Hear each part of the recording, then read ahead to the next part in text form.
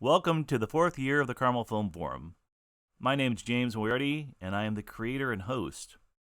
I'd like to thank our sponsors and all the wonderful people that help make the Film Forum happen each year. If you've attended since the beginning, or if this is your first year, thank you for being here and thank you for sharing your support. The Film Forum is not a film festival. The purpose of the Film Forum is to encourage filmmakers to share their experience and assist those who want to become filmmakers by learning from professionals in the field. Tell you a little bit about Lisa Barcy. I met Lisa Barcy while we were attending the Art Institute of Chicago, and back in the 80s. Lisa went on to do her graduate degree at Columbia College. Her work has been seen internationally. She is currently teaching animation at DePaul University.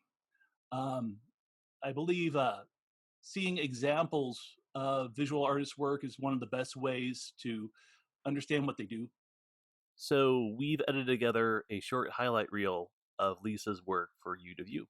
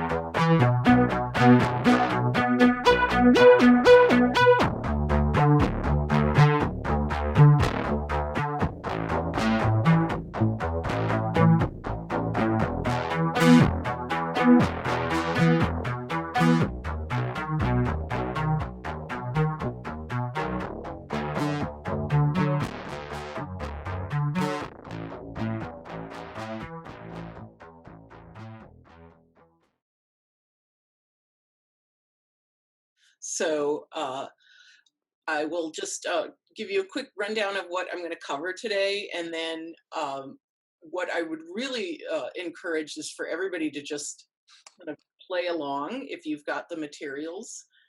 You don't need everything on that list if you got the materials list by any means, because it's just so much to cover.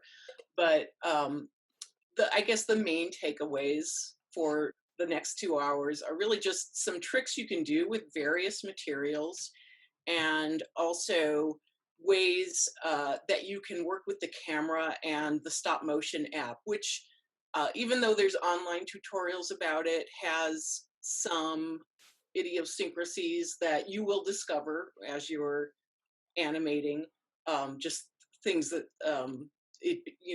how it wants to behave, little tricks you can do to make your setup work a little easier. So we'll go over some of those, and then I'll just encourage people to actually take some time towards the end and just start shooting a few frames with whatever setup you have. So I'm going to, let me go over here. I'm going to pull up, I did put together my PowerPoint, which has got a bunch of stuff I want to cover here. You probably downloaded the app already, the smartphone app, and the one I'm using is it's actually called Stop Motion Studio Pro, and the Pro version really just costs a few bucks. The non-Pro version is free, but like all free apps, it comes with things like a lot more limitations. So I recommend spending the few bucks just for the Pro version. And so make sure you have that downloaded. This is, I've messed around with a few different stop motion app software, and I felt like this one was the most intuitive. I was talking to somebody I teach with over at DePaul, and he has shared the same sentiment that it just seemed the easiest to work with. And especially since we were suddenly all shooting, all doing everything distance, suddenly we had this big question of how do you teach stop motion long distance? It's so hands-on. Usually we're in a studio and we're tearing stuff apart and building things, and there's a lot of that going on, and here we are doing it long distance. So the app was a huge it made things so much easier because you didn't have to rely on having access to school equipment. So that said, it does behave differently than professional equipment. And I think the more you have control over all those little elements, the better your image is going to look. I actually know a filmmaker who shoots all her stuff on her phone, and she is really all about guerrilla filmmaking, doing it fast, doing it cheap, doing it for nothing, and so in that DIY spirit, I think this fits pretty well. So the few things I'm going to go over, some techniques. I'm going to go over some clay animation, little techniques you can do for that, cutout and collage animation, which I've done a mix of that. And then a couple other things, mostly I think objects and pixelation and under the camera animation tend to often the lines between those blur, unless you're talking about actually animating humans.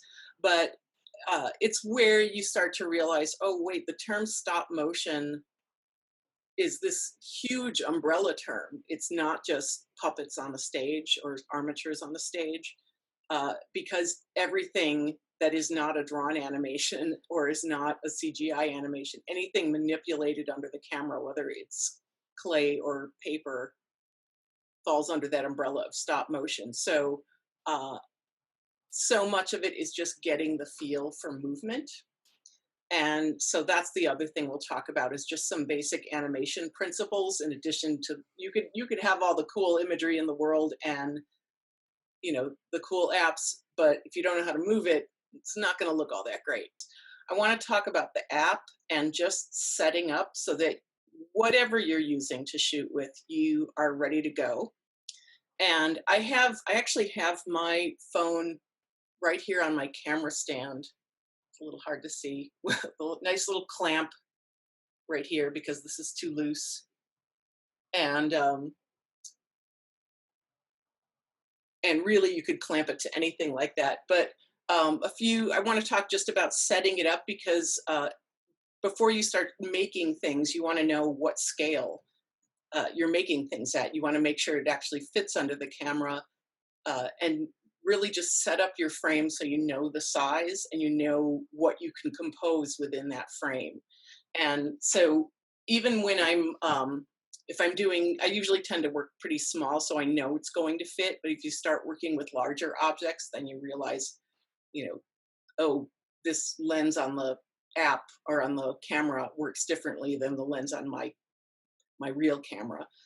So you start to figure out the difference between those. So I have this set up here, and what I'm going to do is I'm going to share the screen, and let me go down here to just setting up some camera things here in my PowerPoint here. I'm just going to talk a little bit about just starting a new movie, setting it up, and the two different areas where you have control over the camera, which sometimes it gets a little confusing because it's hard to remember what's where. And so I'm going to actually share my screen. See all my apps. And I keep, every time I bring it up on this screen, I want to start clicking on things while on my computer, and then I have to remember, wait, no, it's actually on my phone here. And then I'm going to go open up the app like that. So could you see where I was opening that up? Right there. Back to the beginning. There we go. So yeah, so there's my start screen. And I've got a bunch of little test movies in there already, you can see. But I'm going to start a new one and just open that up. And you can see here's my camera stand where it's all wonky and crooked. And so this is where I make sure that everything is stable. And I have a few tricks for actually setting up your camera if you don't have a camera stand. So one of those was the method developed by Paloma Treca, the filmmaker I mentioned, who shoots everything on her phone. And it's this. This is just a gooseneck selfie stick that she bought online, and it comes with a little light if you need it. Sometimes I use it, sometimes I don't. And if you just clamp it to a table and face it downward, you have an instant camera stand. Now, the one limitation of this is that if you clamp it to a table, you have this much distance between here and your camera. So you're working pretty small. But people get really creative about how they're rigging up their cameras. And I have a great little, this is actually from an animator out of Baltimore. And her name is Corey Francis Parks. She's also a teacher. Documented all these ways that you could set up a down shooter at home. And so this is all pictures that her students sent her showing how they were shooting at home, which I love because, just the ingenuity of taking things, household things. Somebody has it on a chair, somebody's got it on a ladder. Some people have selfie sticks, but not all of them. This is really the only reason you should use a selfie stick as far as I'm concerned. So there's a little bit more professional setup, but if you don't have a tripod, I love this one by Lizzie Hobbs. And this is her instant camera rostrum setup, which I'll just show you the first few seconds of this, and I'll add to it a little bit. In fact, bring this volume down a little bit.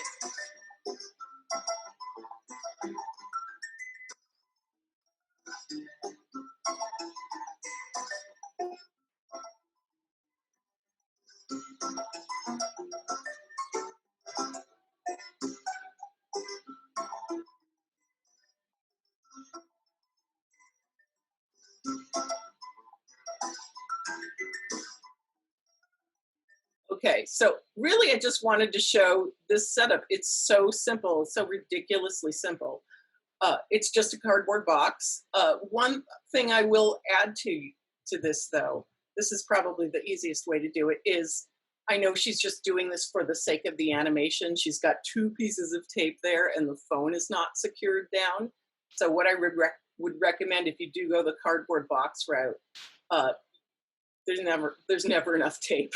So painter's tape is anything that's not going to damage the surface is going to be your friend. And any way that you can secure the phone to the top of the box. So if you're okay with putting like a little bit of tape on it, or even the other thing that stop motion animators will use a lot is that sticky tack stuff, which is that stuff that goes that you hang up posters with, and that's good for just kind of temporarily keeping things in place. So I'm just gonna get out of this right here. So really the other rule of thumb is if you don't want it to move, tape it down because it'll find a way to move, believe me. All right, I'm going to go back to sharing my phone here. There we go. So we're in here and I'm gonna go new stop motion movie or new movie right there. And there's my frame right there. It's a little, I'm gonna try to move it a little bit. The other thing I'm really careful about when I have the camera or the phone in this little, I have this little holster here, oops, is it's really easy to accidentally summon Siri while you're shooting, and it's a little annoying. So let's go back here, and I can see all the edges here, and I don't really want that, so I'll try to tilt the camera best I can and make sure I have some light over here,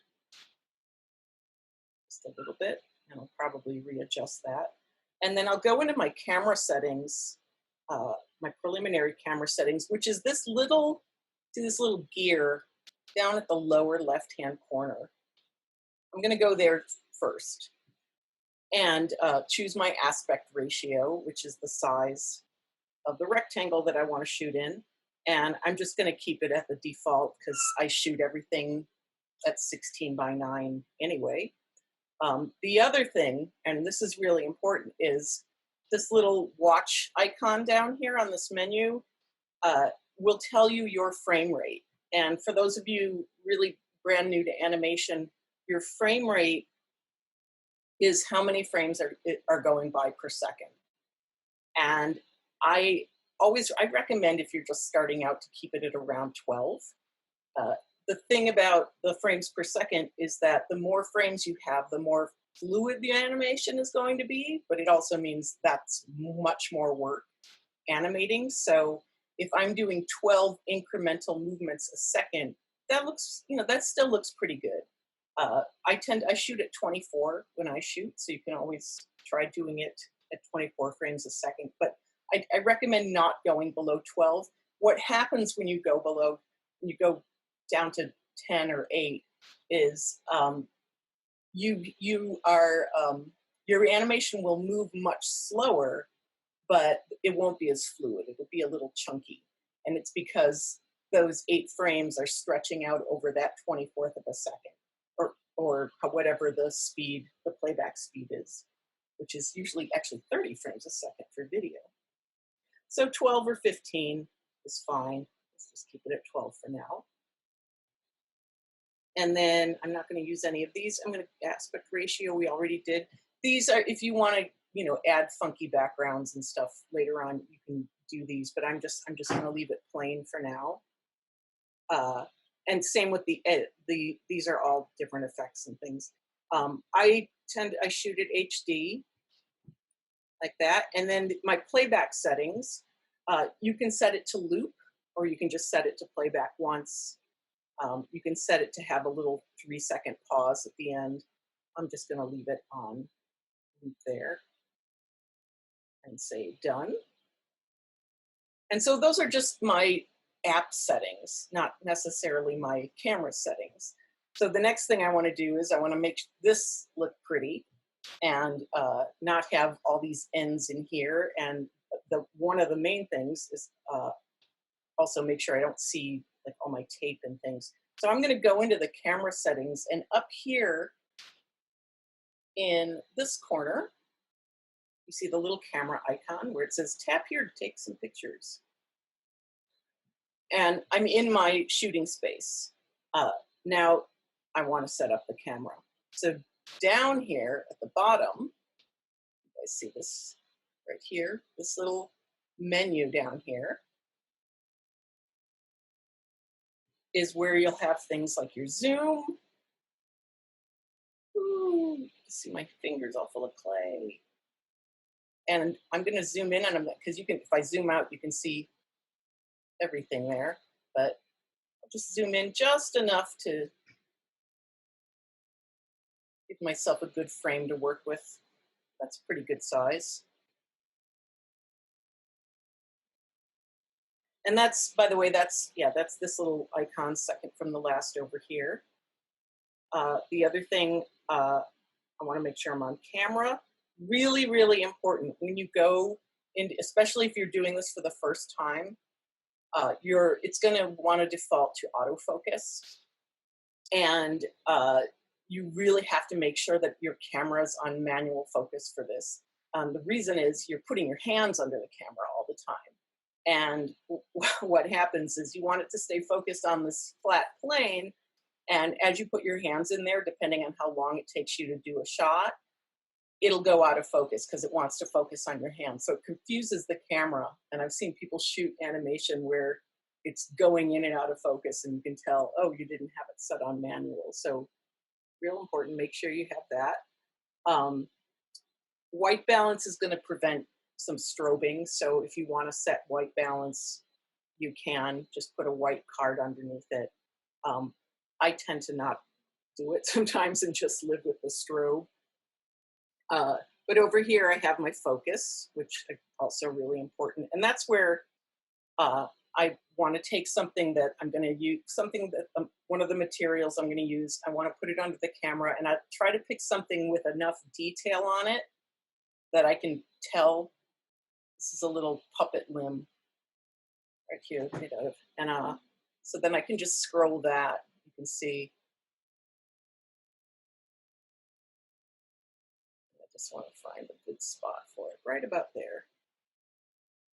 And I may alter this because I'm going to work with clay, and that's slightly dimensional right there.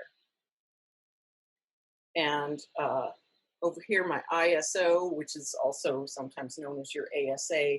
I won't get too much into those, but really what those harken back to are film speeds, when everything was on film.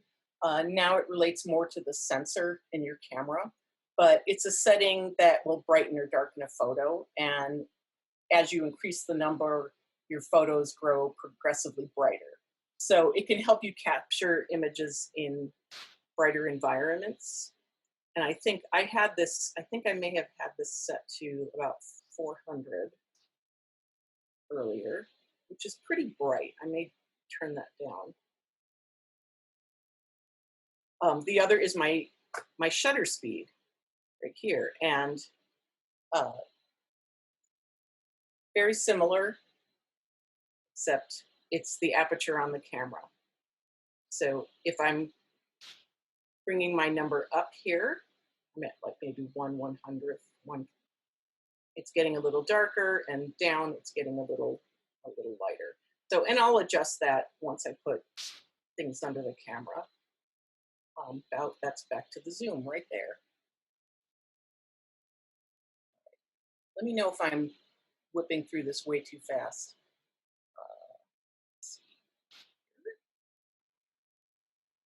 Hey, Lisa?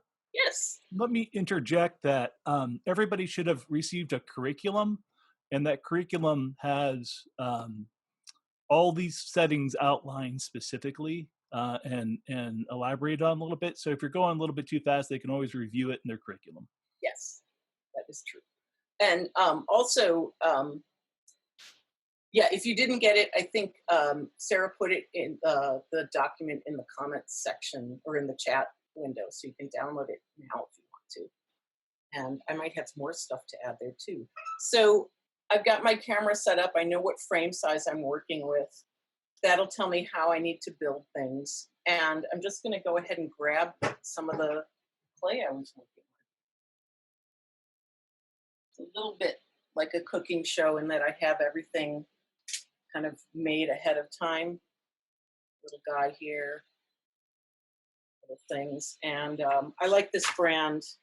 This is made by Van Aken. This is a little hard to see there. Claytune, really easy brand. And it's soft. It's not super stinky like a lot of oil-based clays. And but you can use any oil-based clay really. Even Crayola stuff works pretty well. I'm going to actually put these aside right now. There's certain clays I always say stay away from, mostly because they'll animating them is almost like animating like pancake batter. It's so soft that it just gets everywhere unless you want to manipulate it like that. The other thing that is really handy to have on hand when you're doing baby wipes, mostly because those colors, the pigments are really intense and they like to bleed. So the thing that I like to, the thing I actually really like about clay, I don't animate it myself very often. I did do a music video that was a kind of a combination of manipulated clay under the camera and what we call replacement animation. But one of the things about clay that's really great is, just that it's so malleable and so easy to manipulate. It's like it was just made for animation. And so when I have students first starting to animate with clay, I try to encourage them really use the properties of that clay. The fact that you can bend it is really what's going to make it look alive. So you don't want to, I'd say, do more than just pixelate it under the camera. Really go nuts with it. So a couple approaches are, this is kind of like the Gumby approach right here. I made this little guy just ahead of time, little alien guy. And I wasn't too careful. You could see where my colors are getting a little muddied. Like I'm not super clean about that. Some animators want their colors to be really pure. But this guy is sort of a self-contained character that I can bend. He's pre-made. There's also what we call replacement animation, and this is going to come up again when I talk about cutouts. Really, the animation is actually already done. It's already here. So if I have this thing grow, I can just replace them as needed, and you'll see me do that. But the other thing I love about clay is that you can switch back and forth. You don't have to choose one method. So you can choose a few ways to do things. So I'm going to put this guy under the camera and just play with him a little bit. And let me take my little baking sheet, a little cookie sheet. It does end up feel like you're making pastries sometimes. So here he is, right there. Hi, cat. As promised, I have a cat coming in here to yell at me. Okay. So once I've got my frame set up and he's ready to go, I just want to think about, what I want him to do and how I want to time this too. Do I want him to move slowly? Do I want him to move quickly? And this is one of the things that you learn by doing it, is just how fast or slow you need to go, how big of a movement you need to go to get the effect you want. So the other thing is that we have this little, great little gadget here called onion skinning, right here on the left-hand side. See where it's sliding up and down? So I'm not going to turn it on just yet. I'm going to leave it up here. And I'm just going to shoot a few frames of pause, which is a good way to just kind of enter and have your piece start rather than have movement start really fast. Things go by in the blink of an eye. So I always say, let the character breathe a little bit before you go in there. Now you'll also notice that I'm gesticulating with my hands because I'm part Sicilian and can't not do it. And also there's a lot of shadows happening there. So if you don't want those shadows flashing around in your animation, you kind of develop this little dance as you're animating where you step back, you make sure you're out of the light, and then you take your frames. I'm just going to adjust the lighting here. I'm just using the light on the selfie stick here. And then the other lights I use a lot.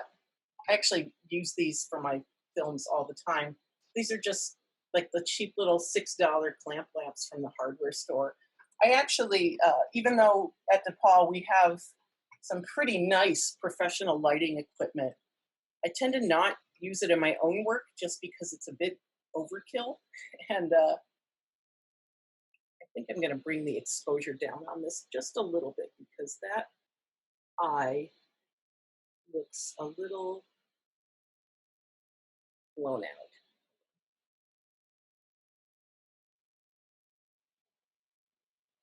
How's that look to you, James? Does that look all right? Yeah, it looks a lot better. Okay. You're playing against that black backdrop, so Yeah.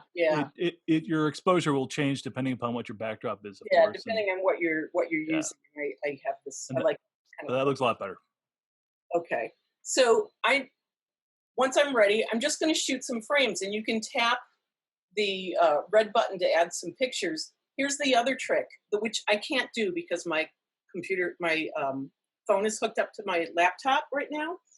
But this is something that I discovered quite accidentally. And it was, again, this is life-changing. If you have headphones, just plug your headphones into the camera. And especially if you're in a situation where your camera's mounted and it's, if it's a homemade situation, maybe it's not the most stable. So you want to avoid touching the camera at all costs because it's going to get bumped, even just the slightest bump. Little bumps, I say just keep going. You're just playing. But it's very nice to be able to not touch your camera. So if you plug this in, you can use the volume up button on your headphones to take frames. So because I can't do that right now, I'm just going to use the button on my phone here.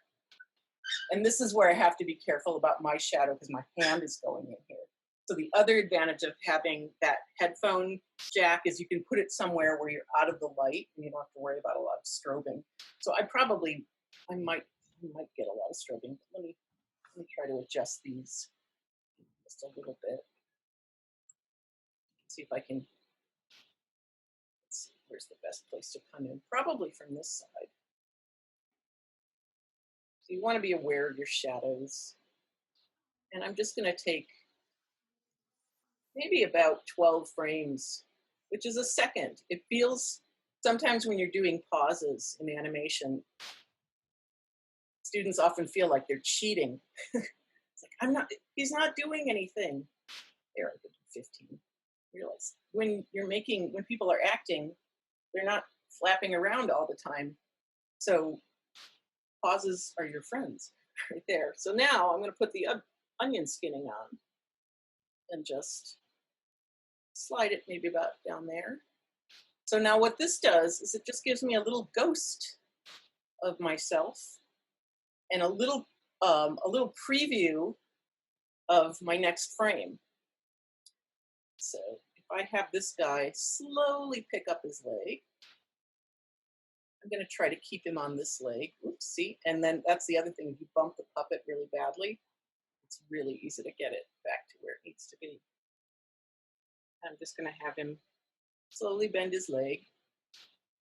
And that's a pretty tiny movement. But I'll go in here and I'll just take a new frame. And same thing here.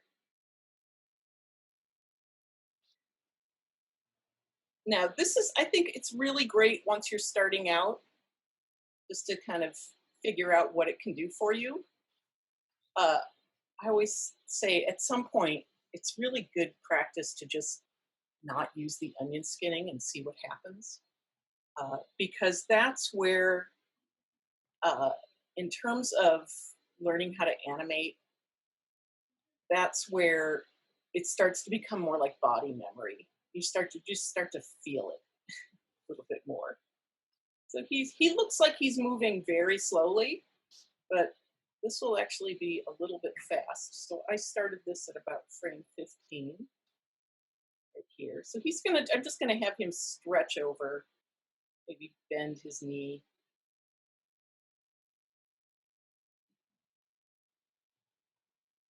Like that. And then he'll slowly start to straighten it and step to the side. And because he's a flat little guy, he has to sidestep. He can't. I have this weird fascination with little Cyclops characters. I don't know why. Maybe it's just because I have really bad eyesight.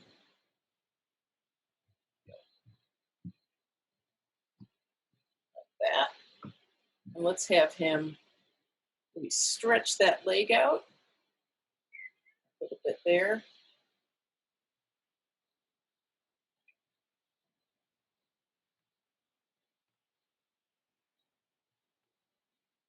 And I could even, this is the other nice thing about the clay, is that if I wanted him to stretch this leg out, I could just add more clay. And this is where sculpting tools come in handy, because you can start to smooth them out. Sometimes your fingers are a little bit too big for that. But he's just gonna come down like that.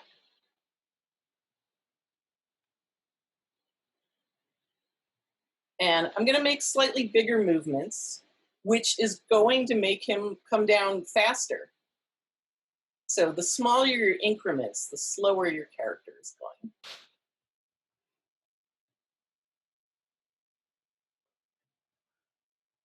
But then I'll probably have him do what we call ease into it.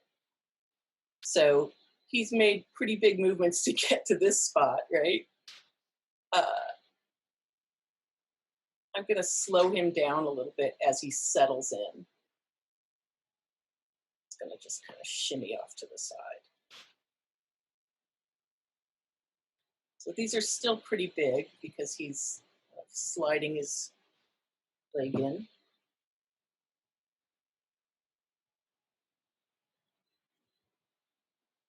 That. Oops, and I think I may have shot my hand in there, which one of the first questions that often comes up is, what do I do if I made a bad frame? And the thing to do is, at first, nothing. Don't try to delete it.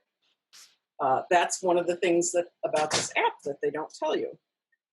So if you try to delete frames, if you figure out how to do it, and then you try to delete frames while you're shooting, it resets all your camera settings to the default. It's kind of an annoying little feature. I'll talk to the app developer about that one. But you can see I'm just having him settle in a little bit. So he's going really, really slow here, just to kind of ease in. This is only 37 frames. But if I play this back, you can see, oh, and there's my hand right there, which happens pretty much all the time. So this is a good time to talk about deleting frames. So if I go back into my play settings there, that little, I just clicked, whoops, hold on, go back in there. I clicked the camera icon up here. Now I can scroll through these frames and I can find the bad one. There you go. I don't want to cut out too many. If I made a lot of really bad ones, then cutting out too many affects your animation. But if there's one, you can usually live with it. So what I do is I just select that frame and I can just hit delete like that. And so now it's gone. And see if there's any other, usually the first couple frames are bad because I'm setting up the camera sometimes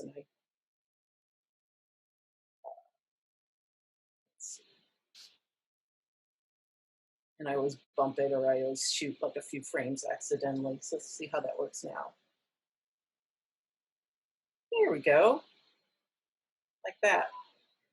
So it always feels like a lot. Like I would give an assignment to students and say, shoot 360 frames next week, and they'd go, you know, and then you realize that's 15 seconds. It's really not a lot, and that it feels like a lot. But once you start doing it, I just shot a little over 2 seconds right there. So then I get emails saying, can we go over 15 seconds? The answer is always yes. I'm going to go back to shooting here, like there. And I actually, you can see where I bumped, I redid my, where it reset all my camera settings because I went in to delete that photo.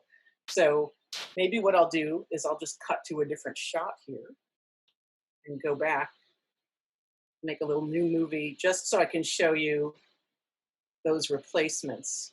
So let's go in here and zoom in.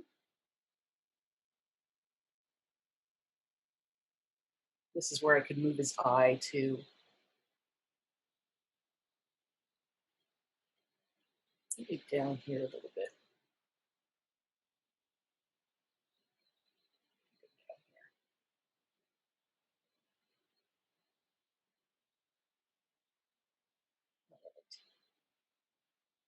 So same thing, I'm just gonna shoot just a few for starters. And you can see your little frame number down at the bottom.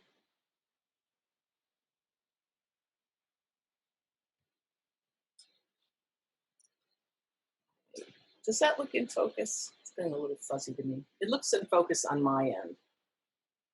Just want to make sure. I'm going to actually move this guy's eyeball. It can look the other way.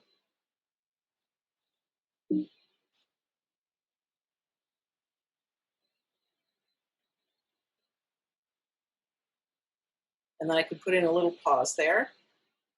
And I'll have that little red thing, the little replace. I'll show you how the replacement animation works.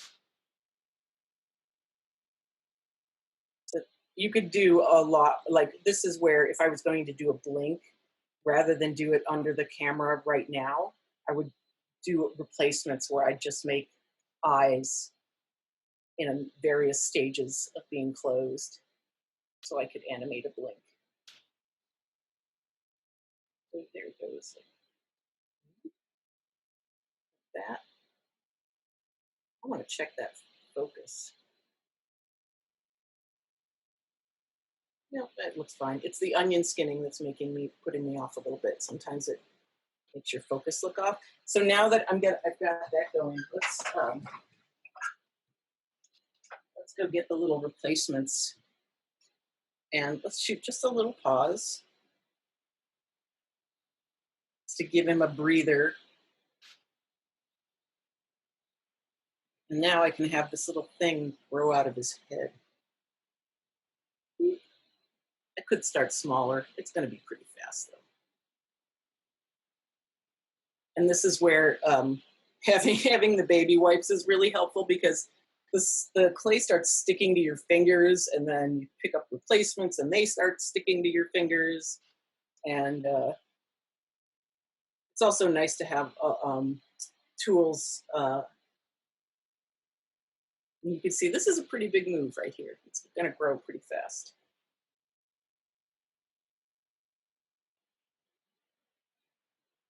Right there.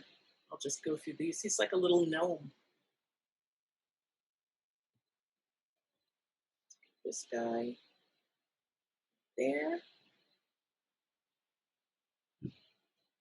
And this guy.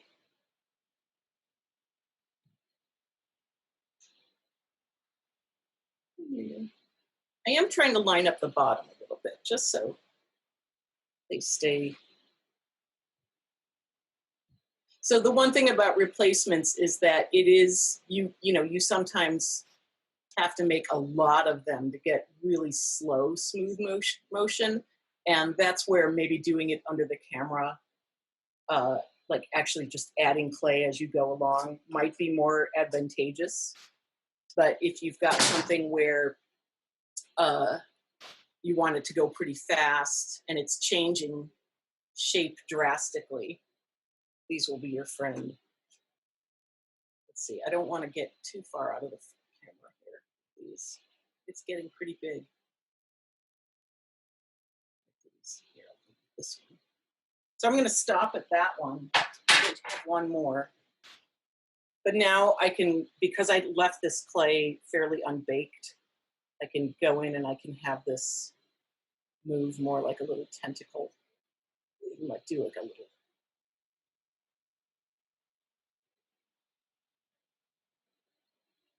It's kind of like a, I think, like an angler fish.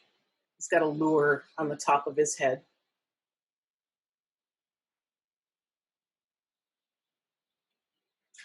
And we'll just have it kind of go down. Oh yeah.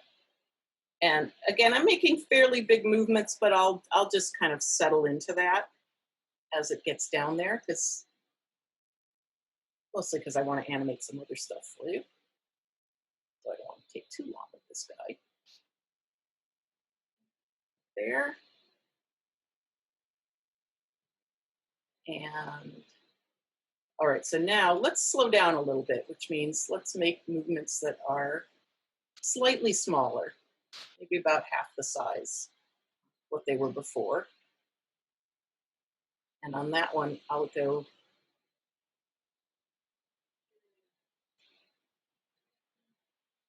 And sometimes when I'm really settling into something, by the end of it, the movements, this is where the onion skinning it doesn't really help you too much. Sometimes it's barely imperceptible on the onion skinning. So you just have to kind of get a feel for it. This is,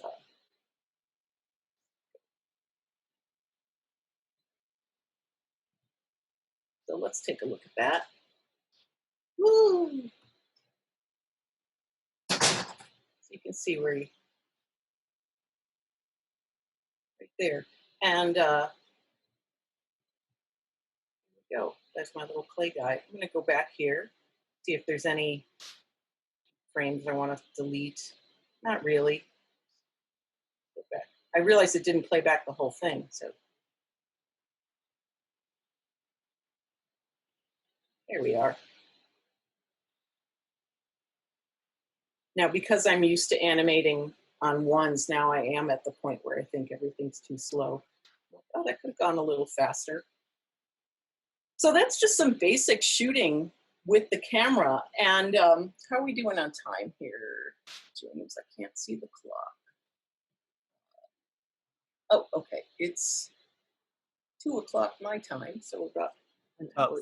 About 2:50 our time. Okay. Got about another 10 minutes, and then we'll take a little break. All right. So I'm going to talk about exporting video, and just so you can get started, if you want to set up during break, or if you want to like animate along when I talk about some of the other materials after the break.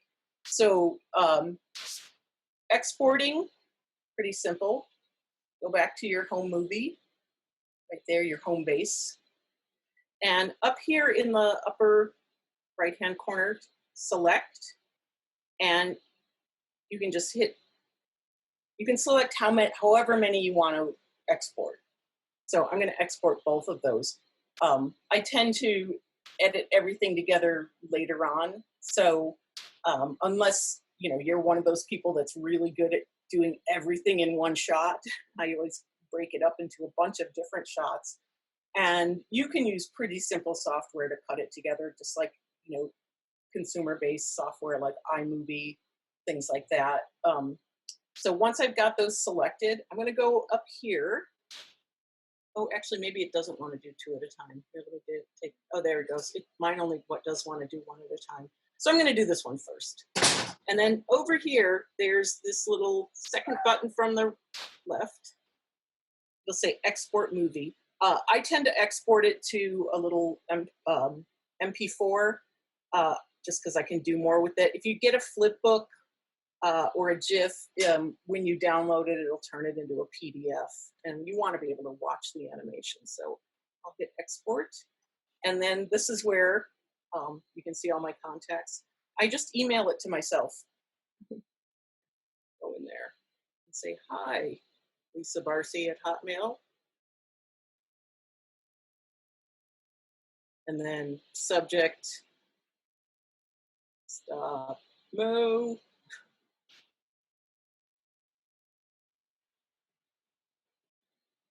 Oops.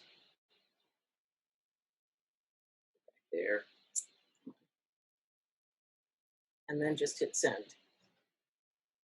And it usually takes a few minutes. So if you do this and you send it to yourself and it hasn't shown up after a few minutes, I'd say give it a few minutes more, depending on your internet connection. It may be faster, it may be slow. Sometimes I've had to wait like 10 minutes before it shows up, but that's basically exporting. I'm going to go ahead and do that with this other one now. unselect that guy and just export this guy. Send it to myself. The other nice thing about this is you can just send it as a message to someone. So when a friend of mine and I were shooting stuff, we would just send it on our phones. What a time to be alive. And there it is. It's just kind of thinking about it. And let me just go up here and share this real quick. In the PowerPoint, I actually had a few cutout examples of different collage animations.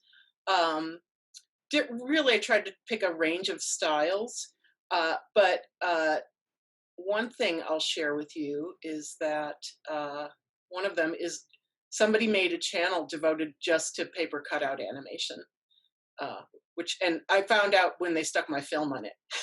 I was like, I didn't know this exists. This is cool. So this is like Stan Vanderbeek, kind of a pioneer of experimental animation. Just a little clip of some of the stuff he was doing in the 60s. This is actually a documentation of a video projection that he did. See, that's why you can see all the people walking by. Oh, and also just another little download. I actually put in a separate link to this. Chris Sullivan has this wonderful paper cutout demo, which is pretty much the same technique that I use when I use the hole punch technique when I want to make a hinged puppet, and he shows you how to do it there. So that's really good. And then just a bunch of other fun stuff is in here. Stacy Steers was one of the other animators I mentioned. She works with a lot of old photographs and a lot of old engravings.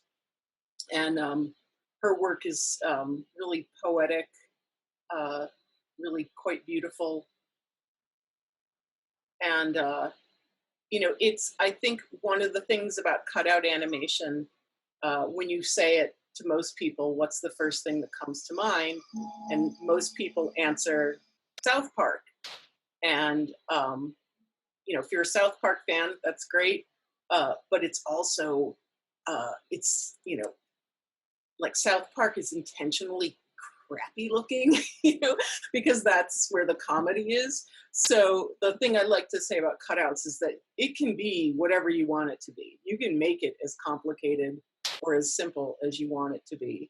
It's as diverse as, any kind of visual technique. So let me share a different one over here. This is one that I added, which is by Paloma Treca, and I like to show hers too. Again, she's the one I mentioned, who actually said she might be here today. So, just to show the range, like Stacy Steers is working with these beautiful old engravings, and Paloma's thing is that she's working with scrap that she's collected, like old packaging, old flyers. It's all recycled material, but what she does with it is really pretty amazing.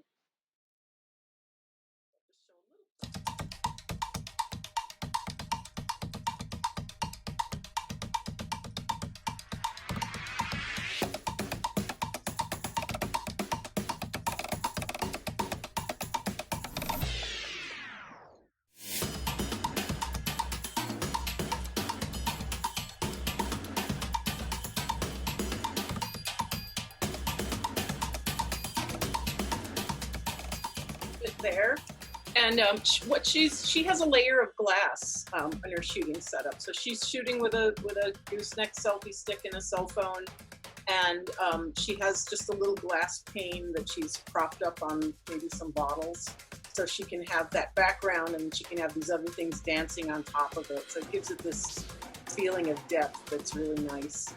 I'm going to close this window here and go back to PowerPoint. So yeah, here's all the links that I have in there. And there's a few other artists I put in there too.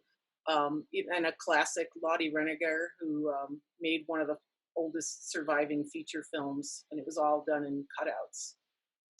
and silhouettes. So yeah, so just talking about materials, that's the wonderful thing about it. Frank Morris made this film, Frank Film, and it was just, this is from the 1970s. It was all these images that he just obsessively collected from magazines and catalogs. And, so you can make one for practically nothing. And so with that in mind, I have what I was gonna show you, just some materials that I have here. There we go. Okay, so I've chosen a few backgrounds here. I also inherited a bunch of old ladies magazines from the 50s, which are fun to look at just because they're so campy and sometimes horribly wrong. And but what I love about these is that they make great backgrounds. Like if you have an instant living room right here. I have another one over here that's like just this idyllic ranch house here. I can have a whole drama happening behind that one. Little things like that. The other things I like to use sometimes are actual finished collages. So here's one that I just made. It's just, and I'd use that as a background for something. So I like to have something there as a background. And I think for this demo, I'm gonna bring up my phone here. And oops, hold on. We get up first. I'm doing the same thing I did last time, where I'm just framing it, figuring out what fits in it, and where my cutoff is, because the shape of the image is going to be different from the shape of my frame. So I know not to make anything too big there. The other thing with papers that you have to keep in mind is lighting. And you can see I've got a little bit of glare here. Sometimes I don't mind a little bit of it. I mean, everybody knows that you're working with paper, right? You want you don't want so much that it obscures your image. But once I've got a spot for that, I'm just going to tape it down because I don't want it to move. Unless I wanted to, slide backgrounds and animate those, then I could take the tape up and just animate it. But I'm just going to very lightly tack this down because this old paper is fairly delicate. It's really easy to rip. If I'm working with something and I need to have a sturdier puppet, like if the magazine or the news, or it's like newspaper or something, it's usually pretty flimsy and sometimes hard to work with. I'll reinforce it by just gluing it to cardstock or just a heavier drawing paper, just to make it a little stronger. So I'm just gonna, that's pretty solid right there. And then as far as lighting, one thing I realized, I was adjusting my lights. I had to lower them. They were kind of high, and so you could see the difference here when this light was up here versus when I dragged it over here. And I still have a little bit of glare. And one way to get rid of that, I usually don't shoot with my overhead lights on. So, problem solved right there. So here's my living room. Actually, I think I'm gonna angle this. No, I'll do it like that. And I'm just gonna go in and check my focus. And I've just cut out a bunch of miscellaneous things. Like I have this lady here, this little exercise lady, and then lots of people, little things like that. So these aren't hinged puppets. They're just, so it really is more like a little moving collage. Her green gets a little bit lost against all that green, but she still shows up.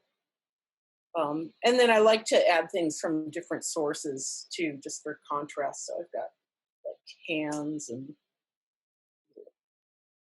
things from like the 1905 Sears catalog, that sort of thing.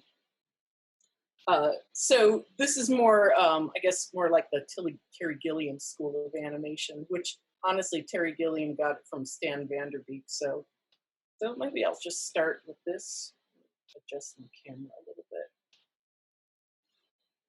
Maybe I can zoom out just a little. You can see the edges there. So I won't. I'll do that. Move her up there. Unfortunately, her arm was cut off by the page.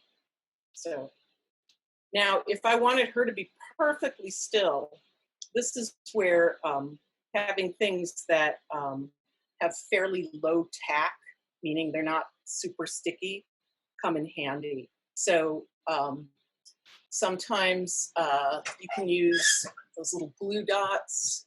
You know, if you want things to just stick temporarily, if I knew that I wasn't going to move this character, I would just stick her down with double stick tape, something much more permanent, so that she stays put. Because you know, unless I want her doing this, if I don't mind, I'll just leave her. So, but I am going to secure her down. She's going to be dreaming right here. And I just kind of tried to cut her arm off by the table. I was like, oh, that's convenient. Just make it look like it's behind there. So one way I'll do that, sometimes the sticky tack stuff I was talking about, it gets a little thick. So sometimes what I'll do is I'll just use drafting tape like this. It's just bought at the art supply store.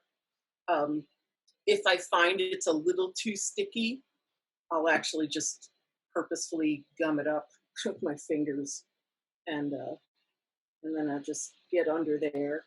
And sometimes I end up having to cut it just so that it fits if I don't want the tape to show. I'm going to put it under her head here.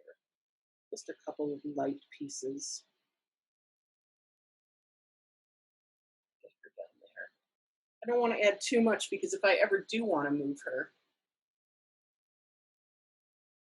it'd be easy to do it. But let's maybe just leave her like that. And I might add a little piece here just to keep that flat. I'm not going to do it now, but she's okay for now. Yeah.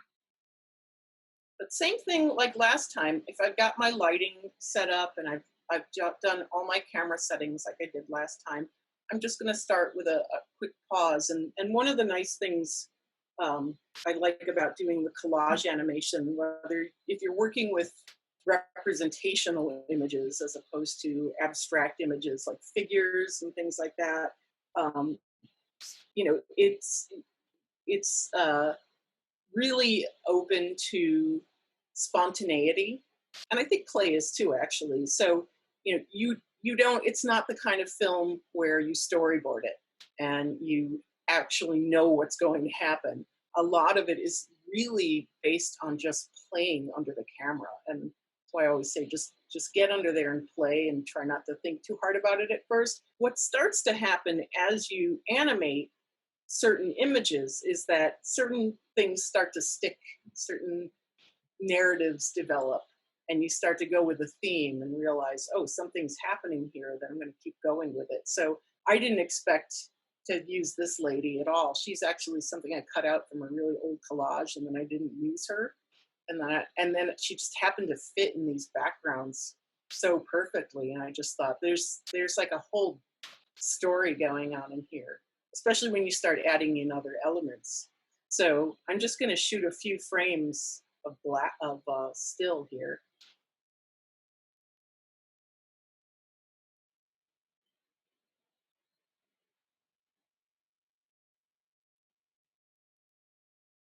And I could do a couple of things here.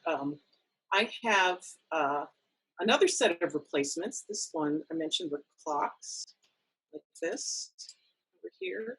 I have a whole bunch of these. Let's see, my onion skinning's on. Turn it off. But I'm just going to use these, and let's turn that on now. Come on. My fingers. There we go. I can have this thing move in, or I can have it just pop out. Another fun thing you can do with cutouts, if you know you want to have things that come out of other things, is I'll put a slit in the background along the line of where this lady is. So if I wanted to have this little watch come up from her belly, I could just stick it in there. It's a little bit like making a pop-up book.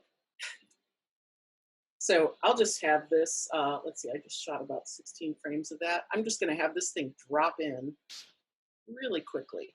So that's a big move.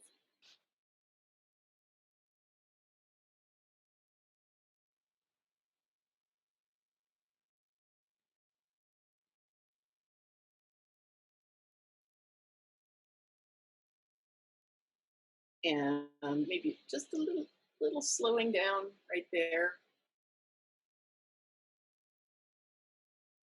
Just yeah, another great thing to have while you're animating, because your hands get shaky. Animators like a lot of coffee. Uh, I have just a little stick, little bamboo skewer. So if you need to make very careful movements, you can get very precise with them.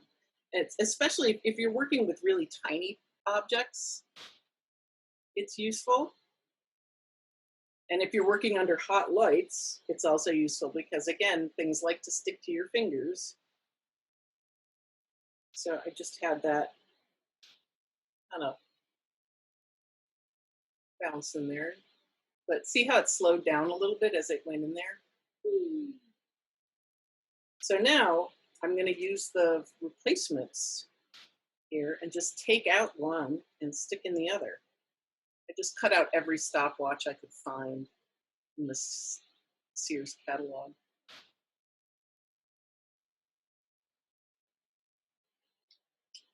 And I tried to find them going from different angles, but they seem to have two angles, which is 3/4 and straight ahead. But we'll just go with this.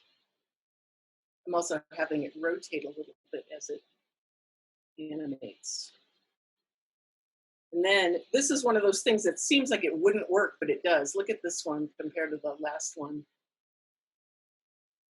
Totally different design, but this is where it's fun to really kind of push replacements and see what you can get away with.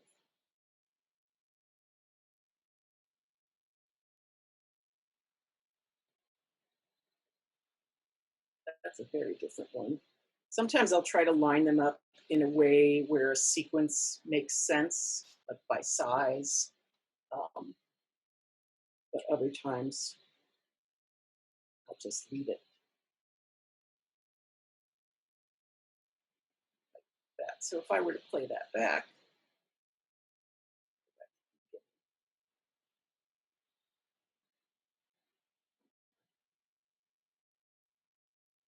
there we go.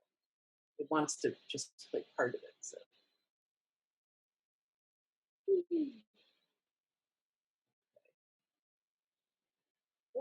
Okay, stop that. Let's go back to shooting. All right, there we go. So let's say I've got this happening here. I'm gonna just ease that out of there. Slow down a little bit.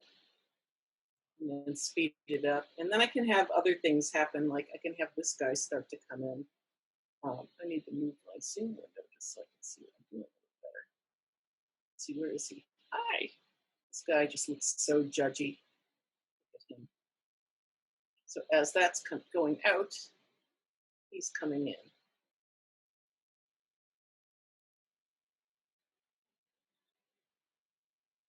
And when you start having multiple things on the screen is when you start losing track. Oh, did I move that? Did I not move that? And that's where the onion skinning is going to help you remember whether or not you moved it.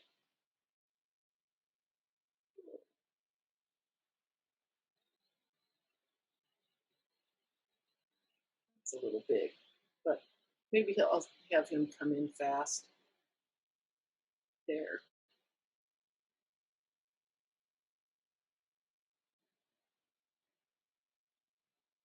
This is all going to be. Hey, Lisa, I just want to comment on time. We have about 16 minutes left of the program. So. Okay. All right, so I'll do that one. So there he is. He's just going to come in there and he's going to be all Mr. Judgy. And I'm actually tapping my camera a little bit too much so you can see it shake. So that was one of the things I try to avoid when I use the headphones. So once I have things move out of frame, I can have other things come back in. Like I can have this guy come, I was going to have this hand come in and just grab this guy, do a little plucking, like he's a, hey, don't disturb my nap. There we go. So you can play around with a lot of things like that. Another quick thing I'll talk about with collage animation is that same thing. You never know what you're going to get because it depends on the source that you're working with. So if you have certain source that you're pulling from, like a old Popular Mechanics or a People magazine, I always suggest just sit down and cut out a bunch of stuff and let it happen more organically. I'm going to pull up, actually, let me get this little, let me pull up this little background here.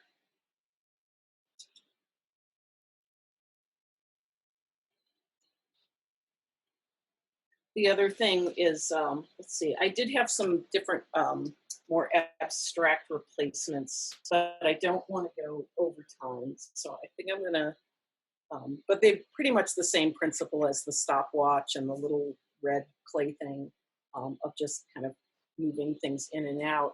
I will talk a little bit, let me stop sharing this for a second. There we go.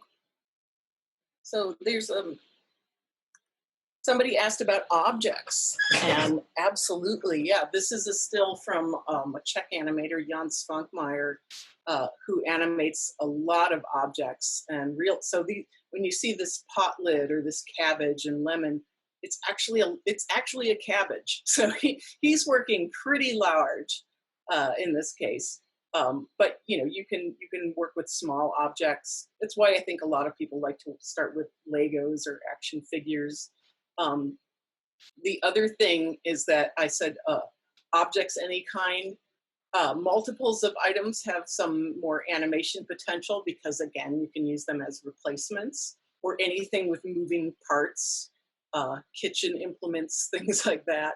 And then actually I didn't put him in this PowerPoint, but a really good reference would be to, has anybody seen work by the animator who goes by Pez, P-E-S?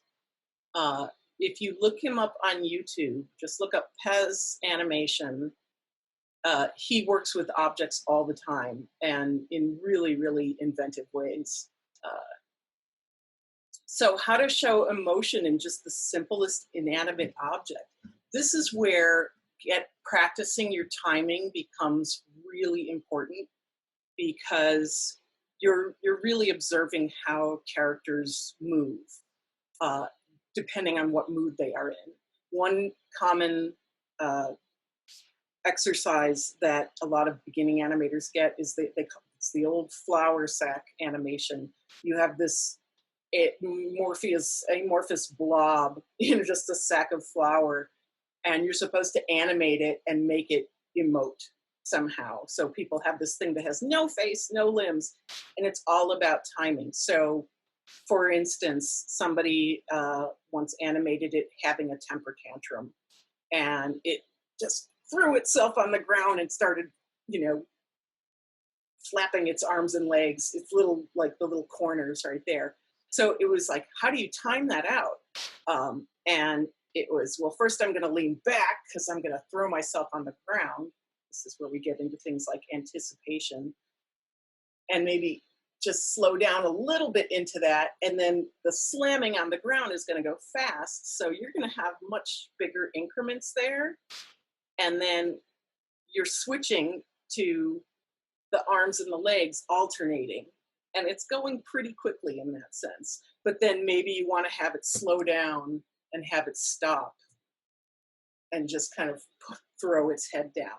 So it's just figuring out those little nuances that that make human expression. I don't know if that I hope that answers your question. It's something, honestly, it's something animators work years to get right. It's something that just comes with practice. I'd say Every now and then we get a student who's just one of those natural born animators and they just get it right away. Most animators, including myself, I think had to work years to figure that one out. I'd like to welcome you back to session 2 of the Carmel Film Forum Stop Motion Animation Workshop. On the agenda today, we are going to announce the winner of our stop motion animation contest, and we're going to then see a retrospective of Lisa's animation work and do a Q&A. So I'd like to hand it over now to our feature speaker and animator, Lisa Barcy. So I have to say, I was watching all of these animations and I was so impressed. Picking a winner was much, much harder than I thought it would be. It was, I kind of agonized over it for a while. And so I thought I'd just go and show everything and just talk a little bit about it while we're watching it. James edited it together and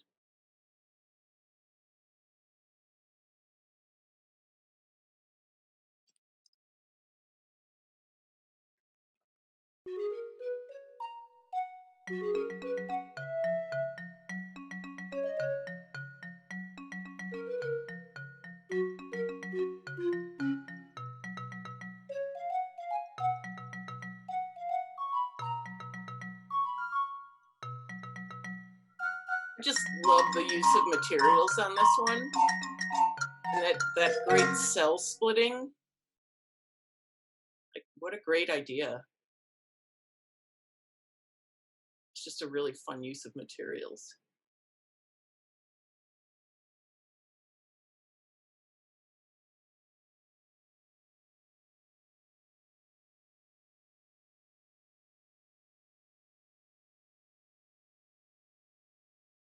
That's a great transition right there.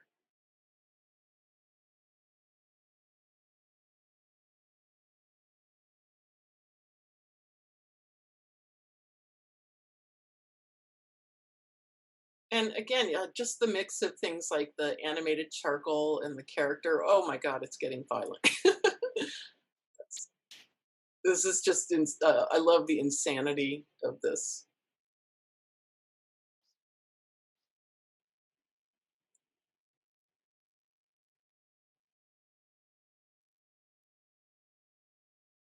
This is such a beautiful puppet. She's just a great, great design. This is her battle with the pen. And the replacement faces, all right. I mean, she's so wonderfully detailed, and that's just one of those things you can do with cutout puppets. This little guy is really cute. And oh no! Oh God, he's injured. Okay, but he's gonna be okay. Okay.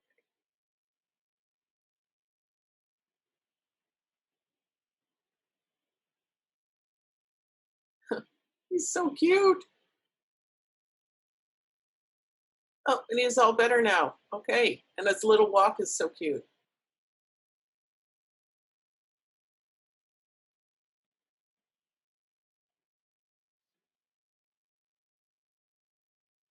Boop. He's just, for a little lumpy guy, he's got so much personality.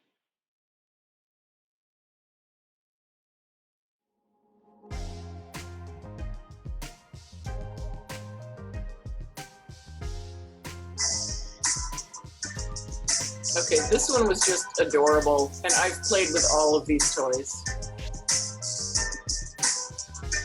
Not by myself.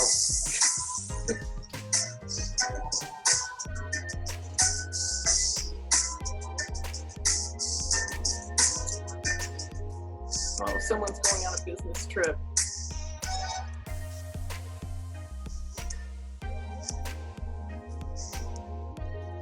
There's a party.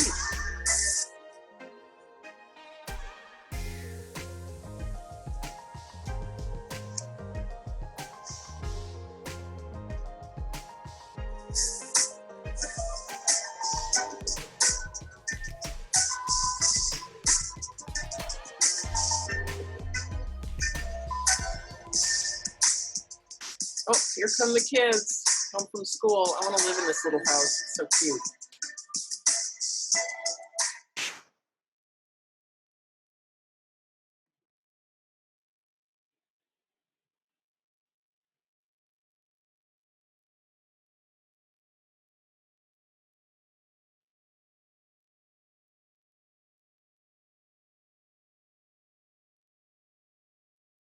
This is just a great use of materials.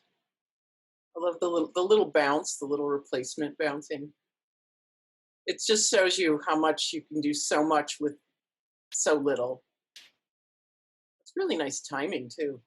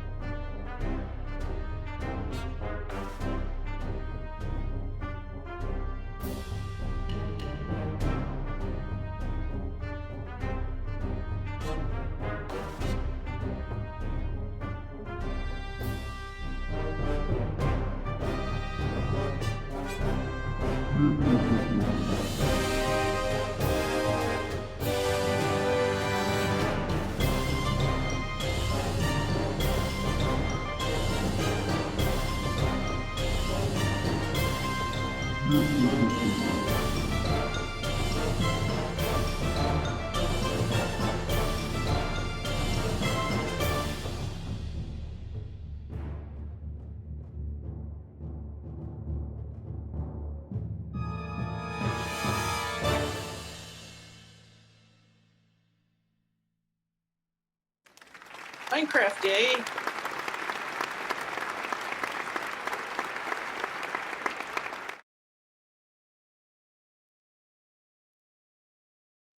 Hi, Guy.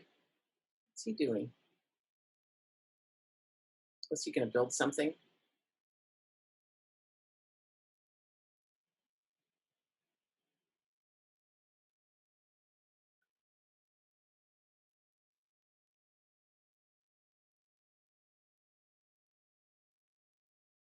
This is like his own a little home improvement show.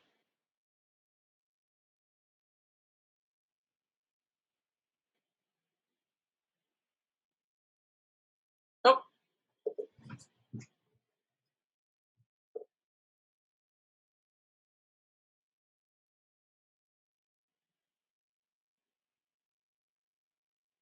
This is a guy you want to be trapped on a desert island with because he looks like he knows how to get stuff done.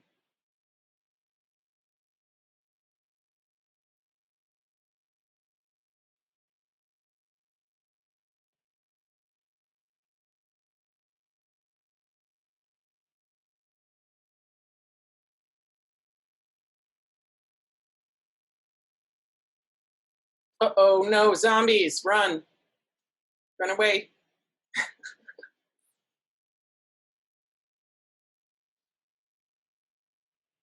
Yay.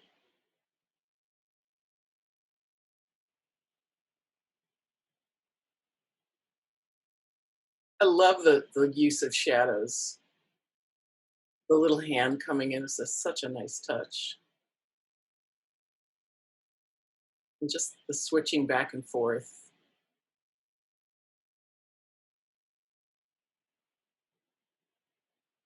Oh.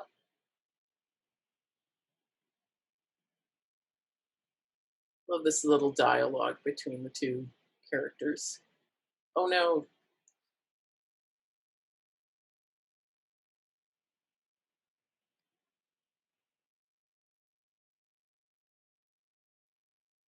Oh, they finally figured it out.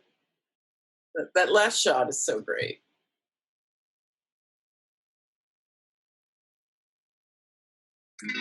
All right, there's gonna be an epic battle here.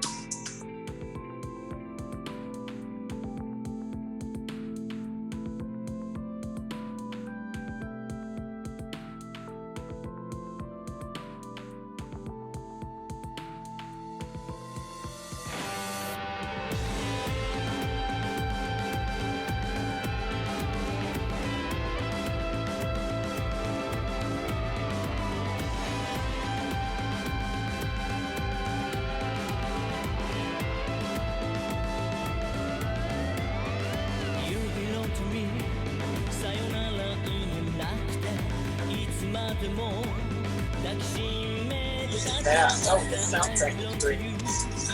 Does he have friends? He's got an army. They're teaming up. Oh, here's Jennifer's Daisy.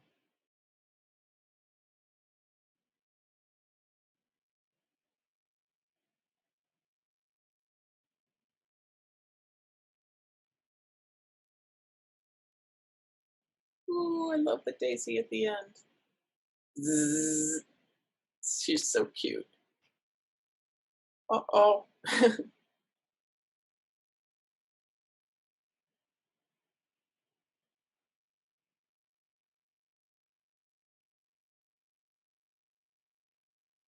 There's so many great tricks about going on in this one. Like that right there. I have an appreciation for the technical challenge of keeping all those little carrot bits together.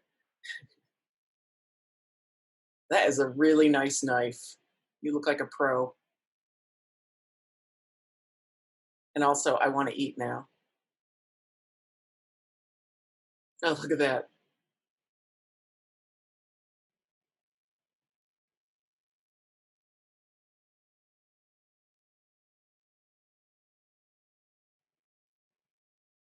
I love the way that yellow pepper just blooms. It's very pretty.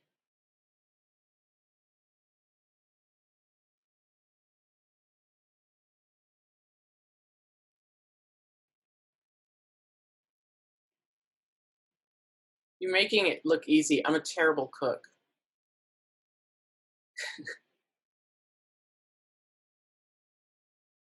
Ta-da! Beautiful.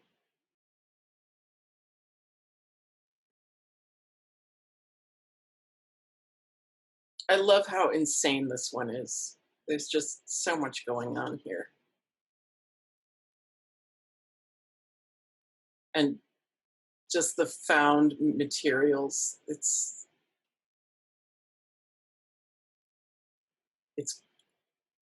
bizarre enough to be a dream, but not terrible enough to be a nightmare. But this is fantastic. And teeth. My God, you've been collecting a lot of things. But he's just going on a whole adventure here. Oh, now he's tired.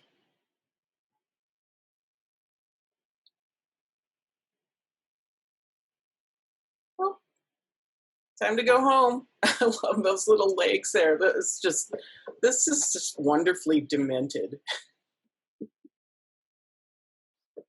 Oh, this is Jackie's.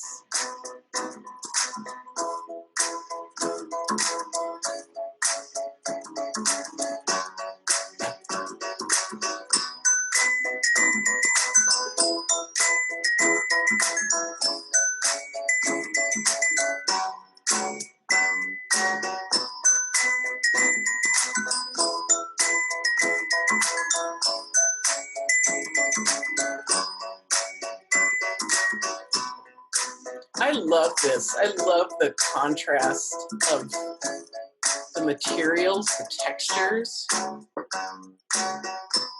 and just the use of color. It's like a little abstract piece of choreography.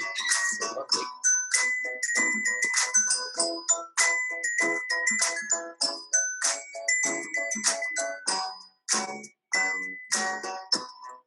And that background is so great. It's like paint.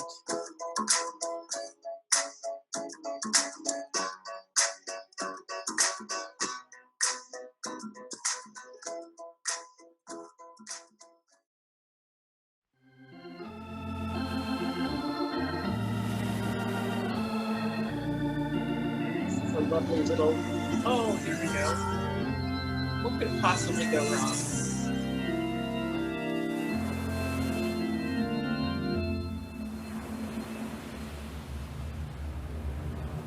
Uh-oh. Oh no, not pink sharks. Nope, it's worse. Oh no.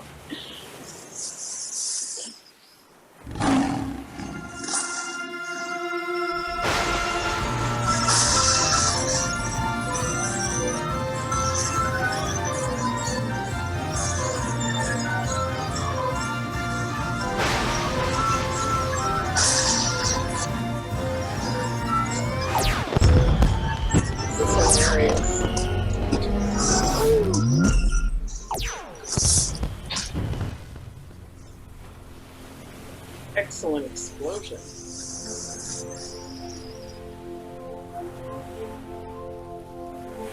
Oh yeah, she's not to be messed with.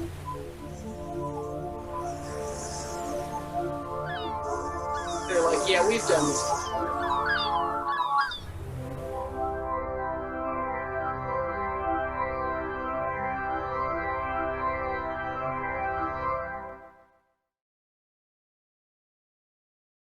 All right, that's everybody's.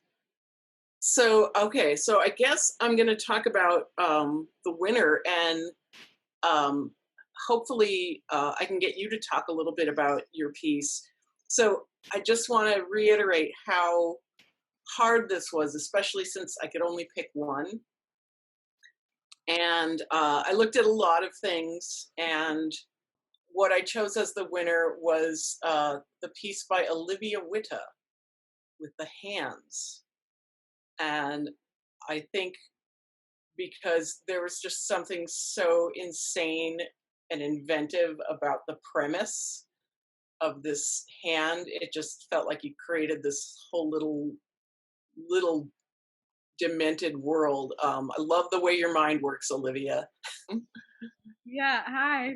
Hi. So yeah, so congratulations. Yeah, have you animated before? I've done digital animation, but this Uh-huh. was my first time doing Oh. stop motion. Oh, really? Okay, that's fantastic. And are you, can you talk a little bit about what gave you the idea when you were making it? Yeah, I've just been kind of obsessed with hands lately. I don't know what it is. It kind of serves as like a symbol of creativity for me, and I really like just like the shape of hands. So I just have like a lot of hands just lying around, and I was like, you know what? This is gonna be about hands. Yeah, great. And It's, it just went from there. And I do have a lot of like weird objects, like the teeth. They were fake, I will say. yeah, I recognize those. I actually worked in a dentist office when I was a college student, so I knew exactly what those were. So, and are you a student or? I just graduated. I was an art major. Okay, from undergrad. Yes, Hope Okay. College. Oh, great. Wow. So I hope that, God, I can't wait to see what else you might animate I'm so excited. down the road. That's so exciting. I just think I'm so impressed what people did with just the app. I mean, that's kind of captures the spirit of just, independent DIY guerrilla filmmaking. It's always been about doing it independently and doing it on the cheap and getting the most out of it. I think it is kind of counter to this whole Hollywood idea that dictates that you need at least 100 people to make a film, and in some cases you do, but often you can just go off with a camera and and get a lot of mileage all by yourself. So this is the first one I made post undergrad. It took me several years to finish, just because I was in my 20s, and when you're in your 20s you're moving around a lot. So I think I moved like 5-6 times while I was making this, and I would schlep everything with me. And it was also it was based on it started with the fact that I was really fascinated with road trip films and buddy films and things like that, and then also I would collect weird little things that I would find, and I was in a hobby store, and I found a book of paper dolls of Pope John Paul II, which I thought was just kind of bizarre. And having been raised Catholic and gone to 12 years of Catholic school, I was like, I have to do something with this. I don't know what it's going to be. And as I was working on my road trip ideas for my road trip film, suddenly, it kind of clicked, and it just made sense to make them all one film, and to have the Pope be a main character. So it's my slightly blasphemous Catholic girl film right here. So this is the guilt trip or the Vatican's Take a Holiday.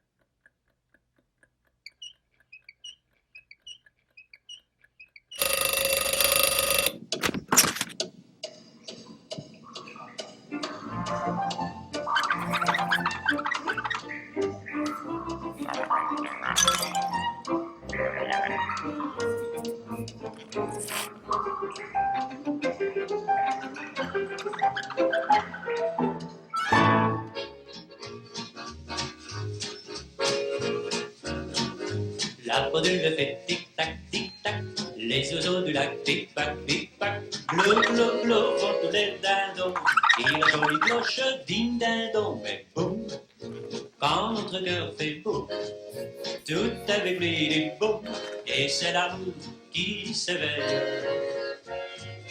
Boum, il chante l'eau au rythme de ce boum qui redit boum à l'oreille. Tout a changé depuis hier dans la rue, il y a des yeux qui regardent aux fenêtres. Il y a des mains tout tendues sur la mer, le soleil va paraître. Boum, l'astre du jour fait boum, tout avec lui dit boum, quand notre cœur fait boum boum.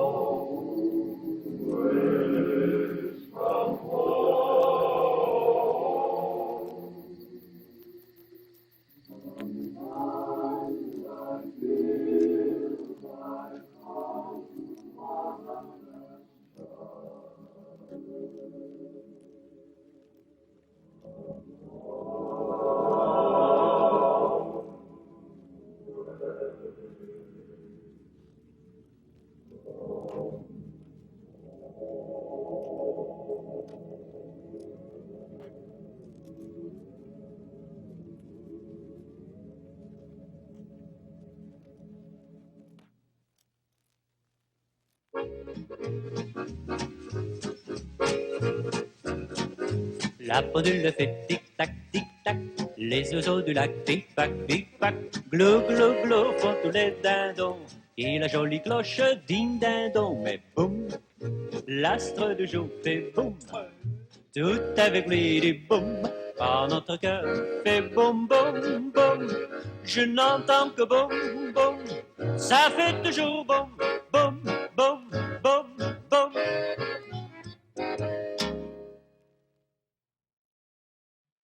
So I'm just going to go ahead and play the second one. So this this is actually, I'm going to play this little music video I made for Andrew Bird.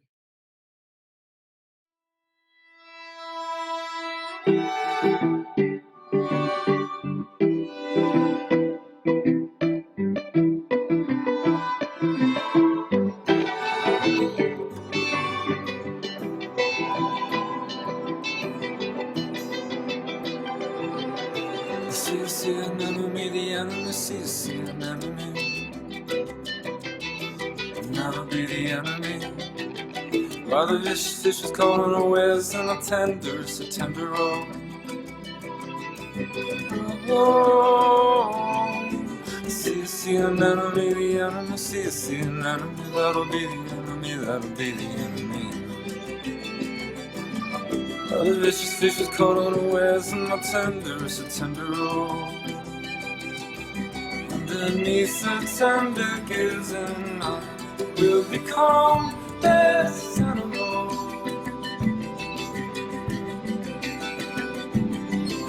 Perfectly adapted to all music halls. Oh,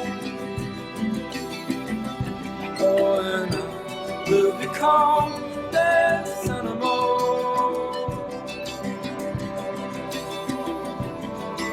Anomalous appendages, not animal, not animal. Non animal, non animal.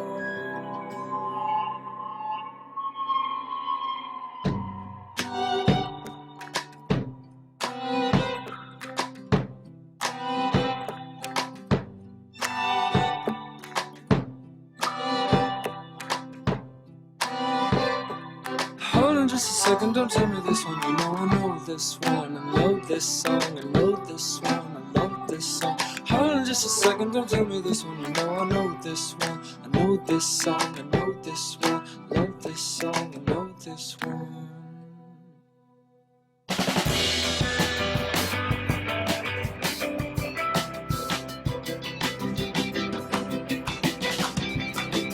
Underneath the starlight ties the chocolate vibes across the side. Oh,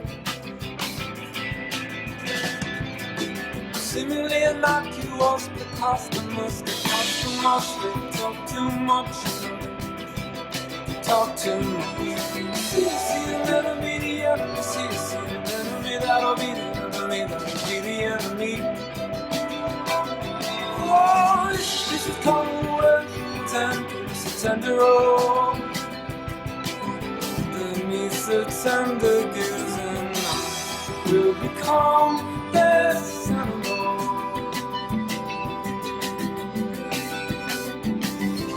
Perfectly adapted to all music halls. Oh, and will become this animal.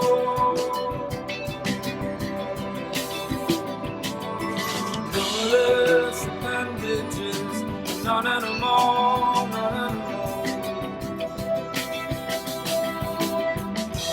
Non-animal, non-animal.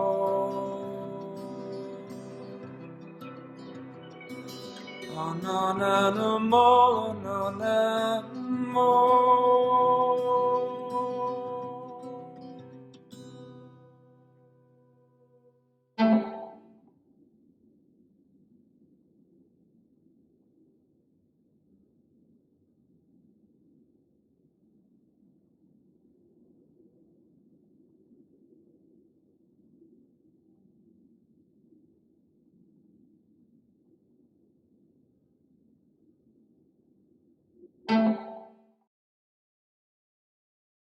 Okay, so this next one, I realize I should have done this with the earlier film, and I apologize that I did not. There is a little adult content, or I'd say, it's not horribly explicit, but it is, I'd say, PG-13. Let's call it that.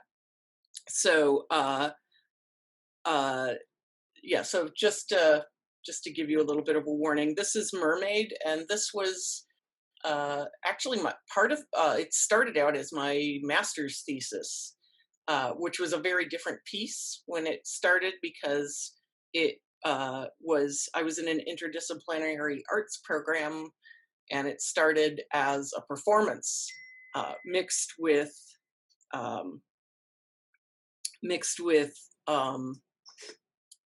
live action performance and animation projection, and we would switch back and forth.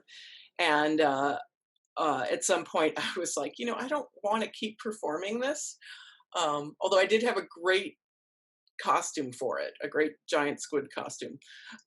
So on that note, I'll just let this go, and it's about 17 minutes long, and it's a bit of a love triangle, let's put it that way.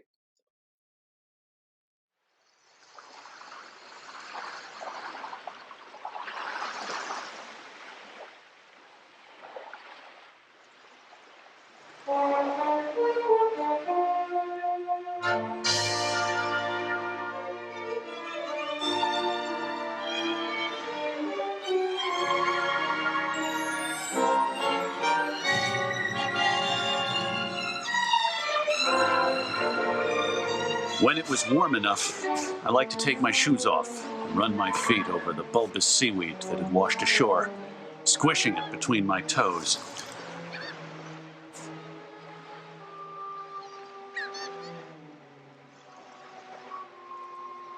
Doris and I had been taking our usual morning stroll to the aquarium when we happened upon it.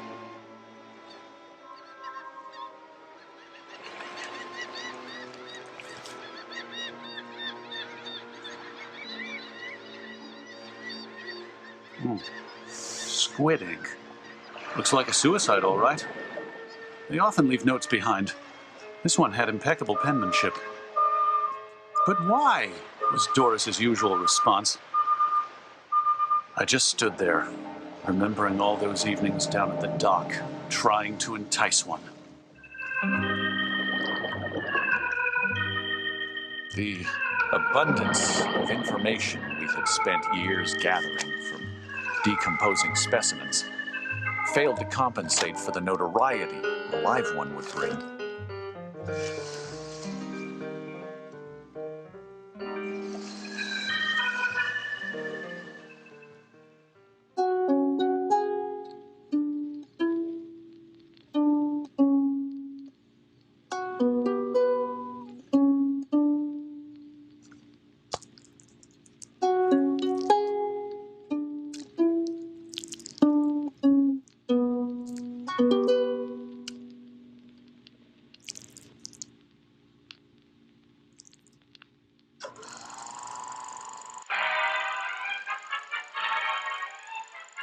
Some of the anatomical idiosyncrasies of the giant squid include the largest eyeball in the animal kingdom, often reaching a circumference of up to 30 centimeters. A parrot-like beak of Herculean strength, suitable for pulverizing crustaceans for maximum digestibility. And sucker-laden tentacles capable of moving at lightning speed to firmly grasp both prey and mate.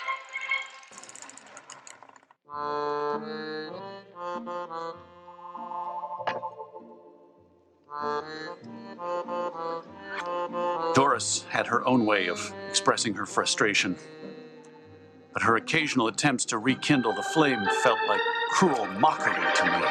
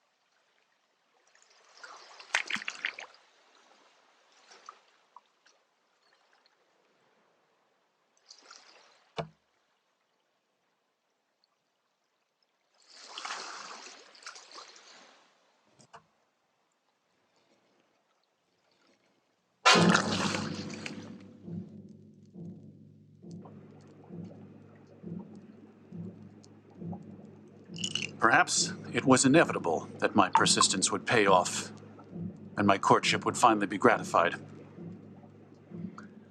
Nevertheless,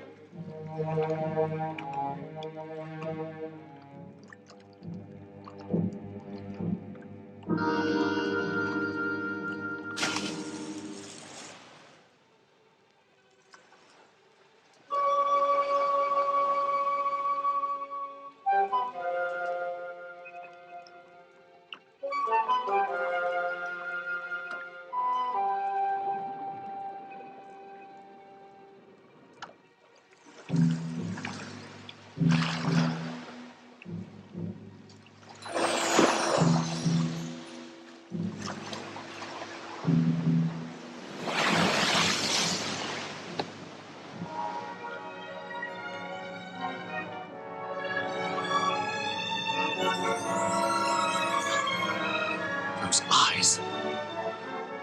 Just like Audrey Hepburn, only the size of dinner plates and wet.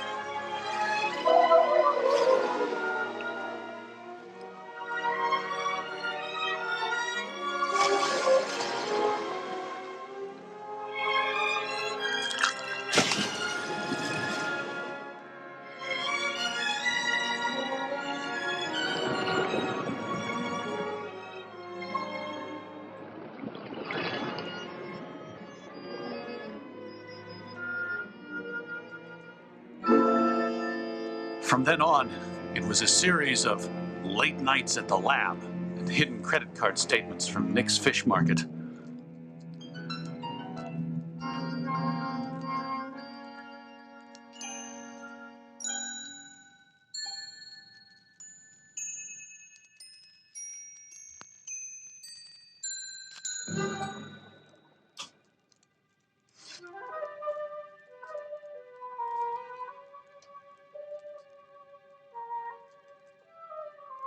The playful, circular hickeys I found so endearing were now full-blown welts and difficult to hide.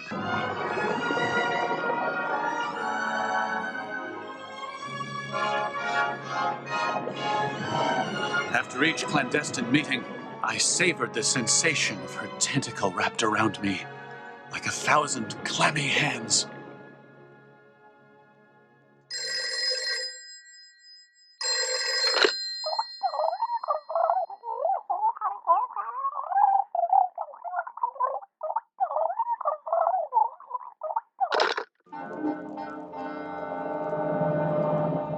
Oh, I knew this could only go on for so long. Doris was no dummy.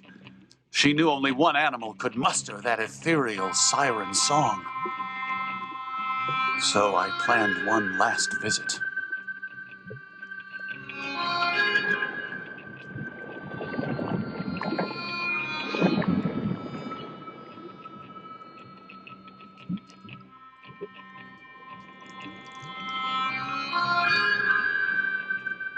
I honestly thought she'd take it better.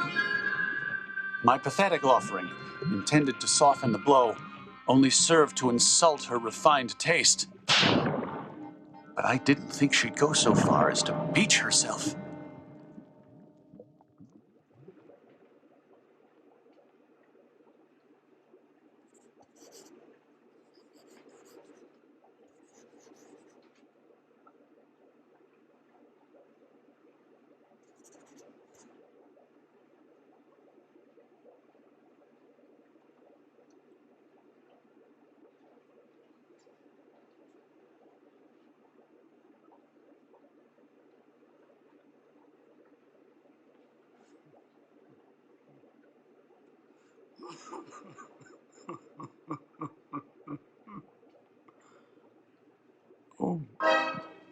Oh my God. Alive. stunned and smelling like chum, but alive. We planned a rendezvous by high tide, and I rushed home to pack the necessities.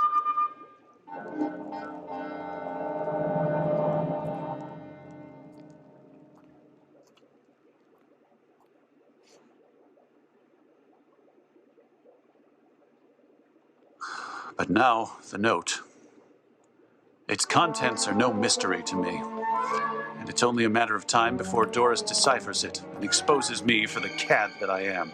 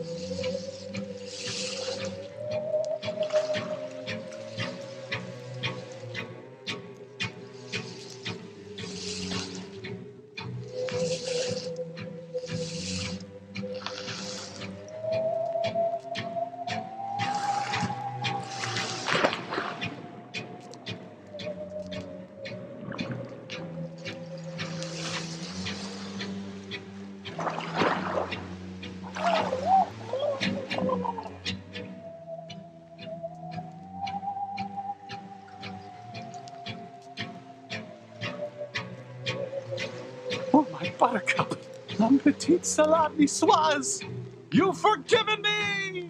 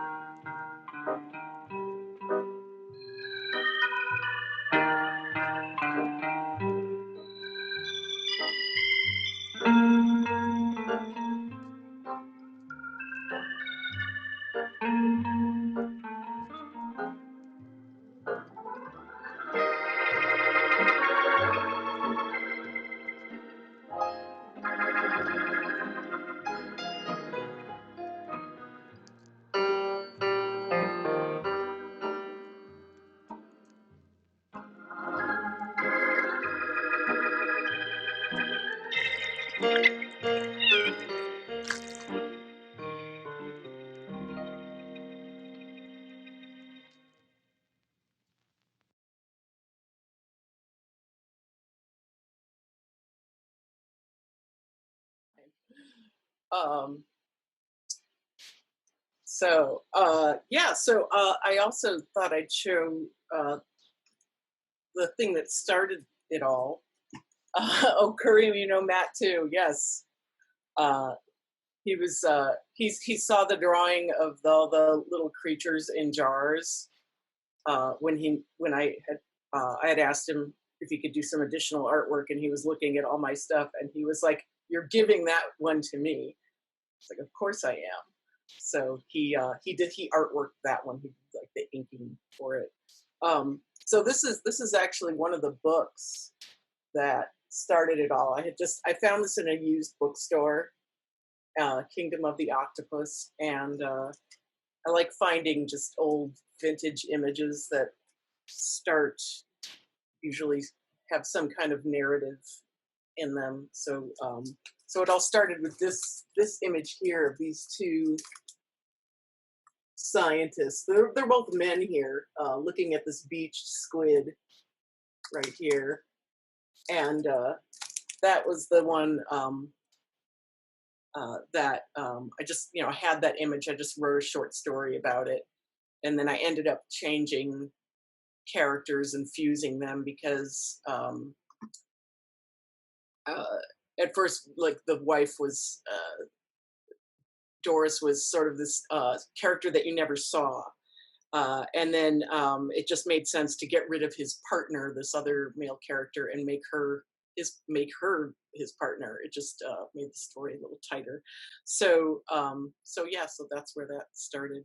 Can you tell us a little bit about the main influences in your life as an artist and filmmaker, and where you draw inspiration from? I think when I started doing stop motion animation, well, let me go back even further, I guess. I didn't really know that was a job when I was in high school even. And I went into undergrad thinking I'd go into, I don't know, fashion design or something. It was like something where I could have a job. And then just out of sheer happenstance, I ended up in a film class where the filmmaker was the person teaching it was also an animator. And so his name was Doug Haynes, and he had a huge influence on us, and he was just such a wonderful person, and really just could look at the dumbest cartoon you had in your sketchbook and find some seed in it that was really quite wonderful. But he really opened my eyes to this whole world of filmmaking that most 18-year-olds don't know about, because I grew up watching Bugs Bunny. Most Saturday morning cartoons was really it. My parents didn't even take us to Disney films. I don't know, they just didn't take us to the movies, but there were probably too many of us. But I saw, an occasional Disney film. But I'd say, like, early on as a kid, the thing I loved more than anything were Bugs Bunny cartoons. He was like, I was kind of obsessed with it. But that said, then once I started animating, I was being exposed to all these really weird experimental films, and so that was the material I had to work with. Like, we weren't in a school where we were necessarily learning how to do really traditional hand-drawn animation. And that came later. That was one of those things I learned working in studios. And Jackie had Doug with me too. And in fact, Jackie here, who is here, longtime friend of mine and amazing writer. And I think, Jackie, you were probably the person that talked me into the stop motion animation class, because we had been doing hand-drawn, like experimental hand-drawn stuff. And there wasn't really an animation department. There was a small film department with one animation teacher. And when he said he was going to, this was actually after Doug left, but when they announced that they were going to have a stop motion class, I think, Jackie, you were like, "And you're taking it with me." And I was like, "Okay." I don't know what I'm going to do in this class. I'm really more of a drawer. And then like a week later, I came in with like a bunch of puppets. And that was it. So what's your favorite part of the process of doing stop motion? I mean, and what drew you to stop motion versus just doing hand-drawn stuff? I think part of it was, I mean, I had also had a background in sculpture. So I had always liked the tactile sensibilities, and I had always made things. And when I started making puppets, it just felt very familiar. And I realized, oh, I've been doing stuff like this my whole life, just kind of grabbing scrap materials around the house and making stuff out of it without even realizing that that's, what, I was sewing a puppet costume and thinking like, oh, I did this when I was 12, like little things like that that just seem to feel very comfortable. And I'm sorry, I forgot what your original question was and whether or not I answered it. No, you're fine. I was asking like what part of the animation process do you enjoy? Do you enjoy Okay. So I love technically, actually I guess, making stuff. I love getting my hands on stuff. I love like actually working with materials and manipulating materials. And so I always think like, even though I do a lot of digital animation and there's a ton of After Effects, cleaning up that last film a lot. But I think there's always going to be some basis in the real world or with real materials to work with. And so I love that part. And I like actually physically handling the material when I'm animating it. versus a digital thing that's all on the computer. Yeah. And I like the digital stuff well enough, but then after a while I start to feel a little robotic. So do you think that you really need to go to film school to be a successful animator? Having only gone to film school or art school, I can't really speak to, what the other side of that would look like. I've seen some amazing animators I know who, two of my, two good friends of mine actually, who are filmmakers, Chris Sullivan and Jim Traynor, who are teaching in Chicago, and their background was in English and poetry. And, they had learned just enough, I think, in school, and then it just became their thing. But you still see that background in poetry and in writing in all of their work. So I think it really depends on what kind of filmmaker or what kind of animator you want to be. Like if you want to make your own films, if you have your own stories to tell, and you're not necessarily interested in working for a big studio, you can do it with your phone. You can do it with really simple means. If you are interested in working for a place like Disney, Pixar, or DreamWorks, it really does help to have formal training for that. And even though they all have proprietary software, but if you're learning 3D in college, it's an easier jump to that. But really, those places all want somebody who's also a good artist. Like they don't just want somebody who knows the software. Can you tell us some examples of your favorite stop motion animation films and can you give just off the top of your head some things that you've seen, older stuff as well as some current stuff that you really think is awesome? Okay. So older stuff, like really older stuff, growing up, I still say to this day, as cheaply done as they were, and that I think all those Rankin Bass Christmas specials that we watched, like Rudolph the Red-Nosed Reindeer, those were my absolute favorites. I loved those. And even as a little kid, like that suspension of disbelief was much easier. And now you look at them and you're like, oh my God, they're all these little toys, and you can see the dirt on their hands and things, and the puppets.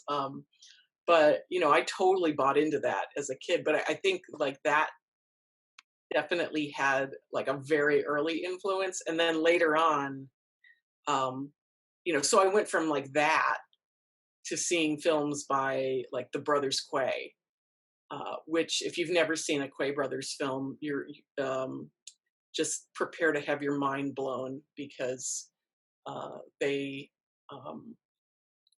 there's nobody like them. And, they mostly do stop motion. And of course, like some Eastern European animators like Jan Svankmajer, who, they all have that tactile sensibility. They all start with real objects that they're working with. And so I loved those pieces mostly because they were so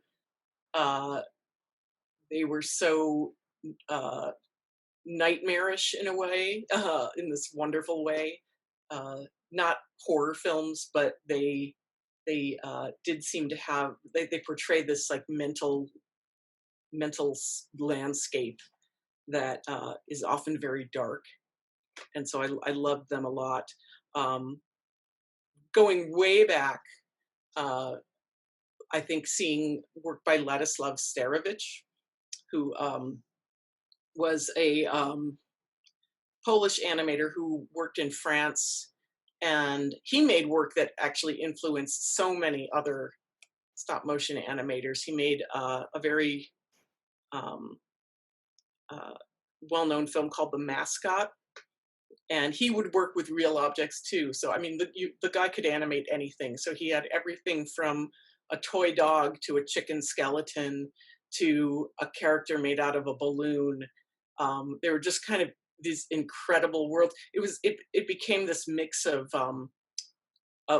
things that were both childlike, but had a certain creepy vibe to them. So, two more questions. Yeah. What advice would you give a person just starting out in stop motion animation? My advice would be the only way to do it is to do it. It sounds really simplistic. The only way to do it is to get that camera mounted and get under there and start playing. I've seen a lot of people get to that point where they're hung up about pre-planning, and they'll spend weeks agonizing over something and then never actually animate anything. And I think that can actually trip you up. Like there's sort of this balance between how much you want to plan and how much you want to just get under the camera and experiment. And it's always a struggle to find that balance. And I think like a really good animation school will help you with that, because in certain cases there is a lot of planning. There is a lot of things that you do before you actually can start animating, which often take longer than the actual animation. But there's, that's one kind of filmmaking. And, once you figure out how you like to work, then, my God, we've got all these apps and things like that where it's so much more accessible. I mean, when I was a student, we were shooting on 16mm film, and you had to own a camera, you had to pay for a roll of film, then you had to pay to process it, and that was maybe $50 just to buy the roll of film and to process it, and then you had to shoot 4,000 frames before you saw any of it. So that, when I'm shooting The Guilt Trip, that's what it was like. And now it's like you could shoot a bunch of animation and watch it immediately. So I think the learning curve is much faster in a lot of ways.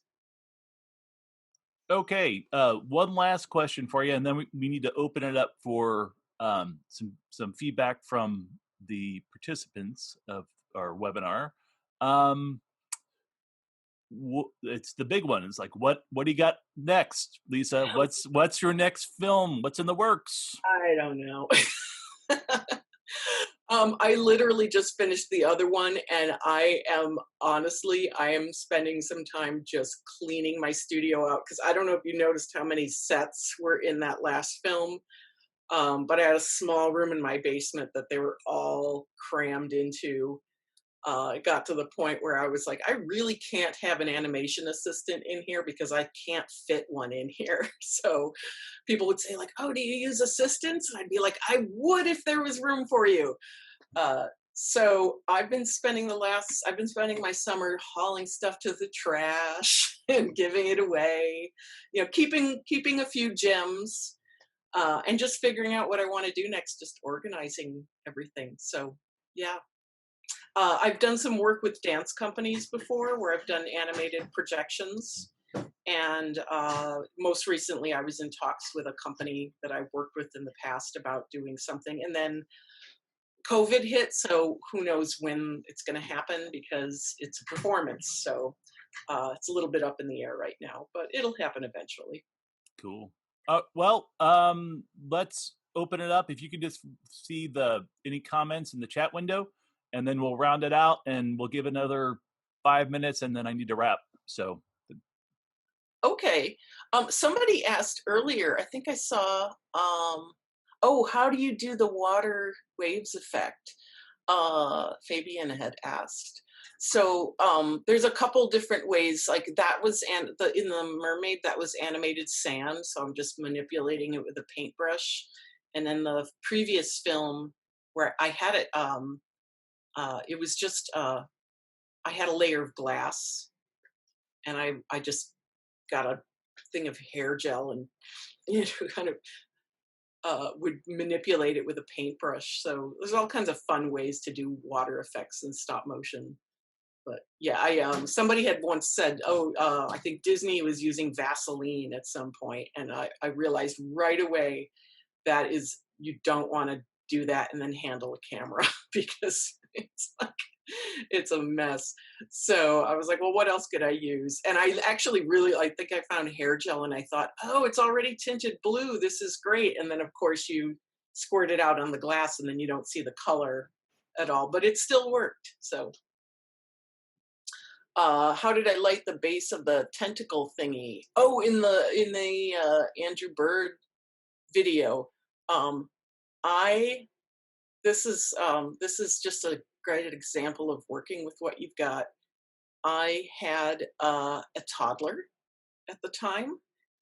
I still have her. She's not a toddler anymore, but that was a baby food jar that I turned upside down. I coated it with a thin coating of clay. So it was, it looked like it was clay, but it was translucent. And then I put a night light in it.